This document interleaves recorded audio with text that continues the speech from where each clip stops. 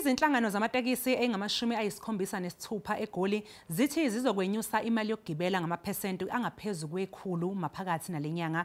Zithi lokhu kudalwe umthelela wokuhlasela kweCoronavirus kanti zilahlekelwe imali eningi ngesikhathi se-lockdown. Ungqongqoshe wezokuthutha ufikile Mbalula ulindeleke ukuthi abe nomhlangano nemboni yamatekisi. Izinhlangano zamatekisi zivumelene ngokuthi izokwenyuka ngamaphesenti angaphezu kwekhulu imali yokugibela amatekisi kusukela mhla ziyi-15 kuNhlangulana. Abamatekisi bathi lokhu kwenziwe umthelela wokuhlasela kwegciwane icorona njengoba nalemboni ibingakwazi ukusebenza kahle. Lokhu kuzogadla kuzwele kakhulu kubagibeli. Ayakho mnandi ngempela because ayikho imali nesiholayo amatekisi menyuka kakhulu kuzoshuthi asisezukudla endlini.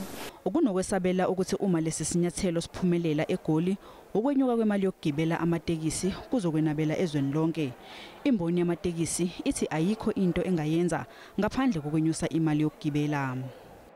We as the industry are feeling that we are being marginalized.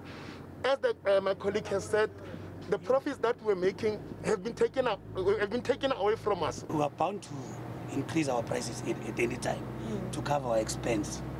It is going to happen on the 15th of June, on Monday next week.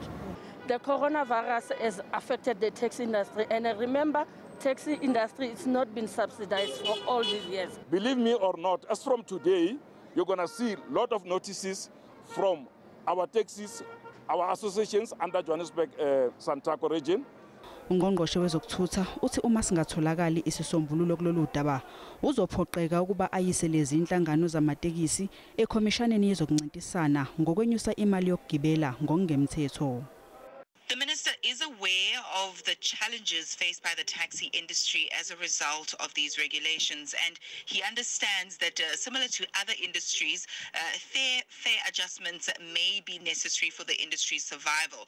Umnyango wezokuthutha uthi yima usazama ukuhlanganisa isikhwama semali yokunxephezela abashayeli bamatekisi ngalesi sikhathi se-lockdown.